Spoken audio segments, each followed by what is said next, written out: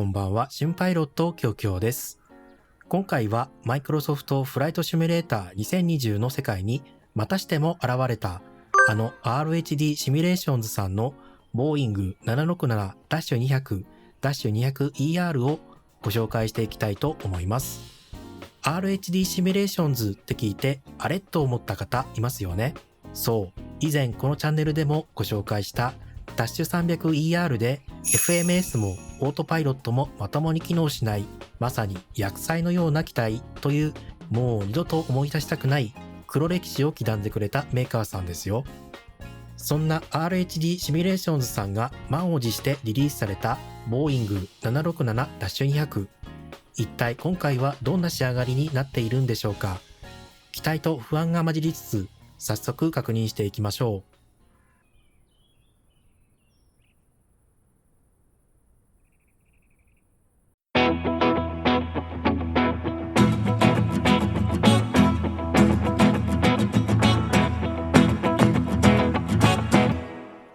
まずは皆さんが気になるビジュアルから、機体は今回全日空塗装を選んでみました。もちろん日本航空さんのカラーもバッチリ用意されています。目に飛び込んでくるのは機体の外装、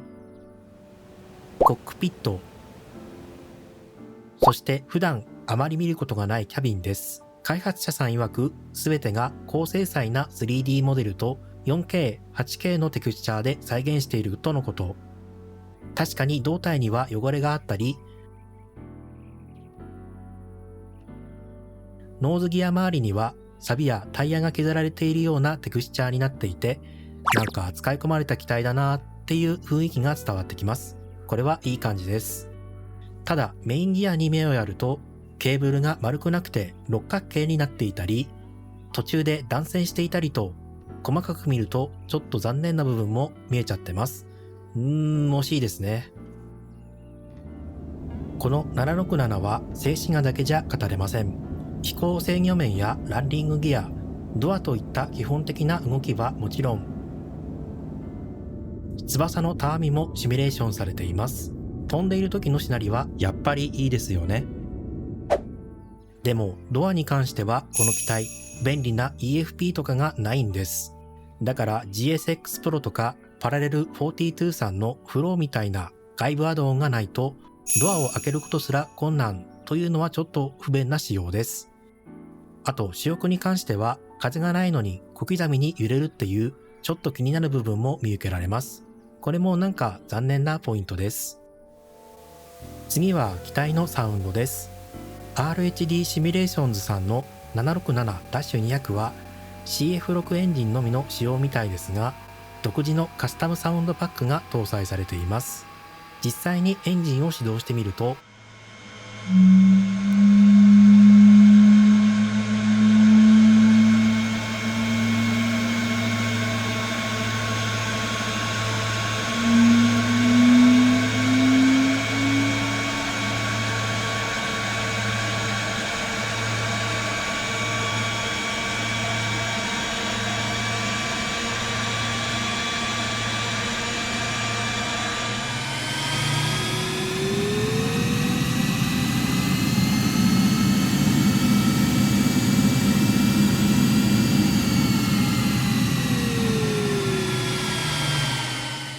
こんな感じにデフォルトとは違ったエンジン音が鳴ります。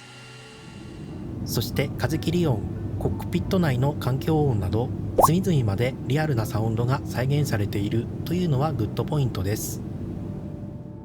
そしてキャビンです。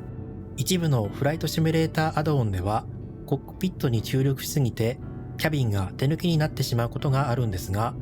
この通りしっかりと用意されています。シートベルトサインや禁煙サインなんかも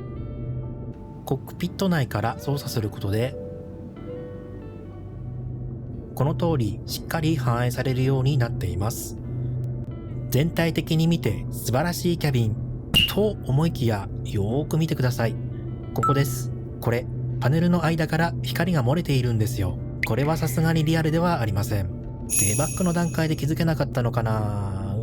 これは本当に残念なポイントです。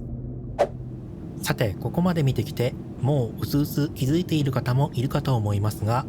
正直にお伝えいたします。この767はスタディレベルの航空機ではありません。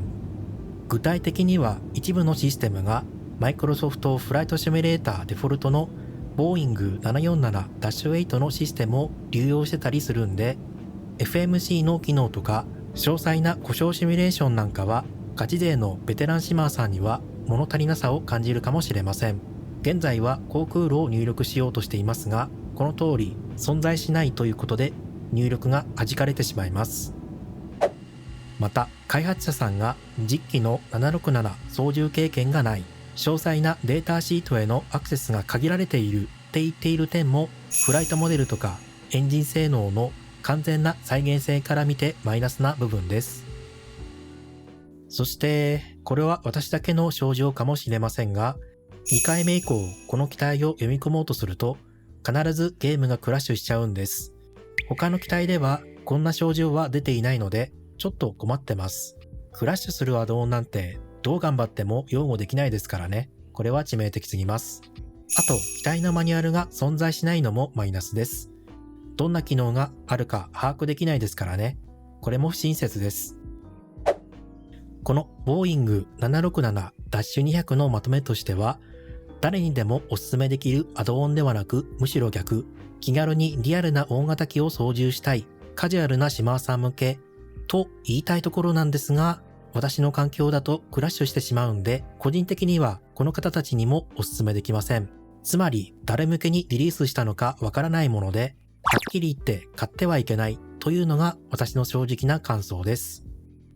どうか皆さん、私みたいに銀行強盗に遭わないようご注意ください。皆さんはこの767どう思いましたか？ぜひコメントで教えてください。最後までご視聴いただきありがとうございました。また次の動画でお会いしましょう。それでは、良いフライトを。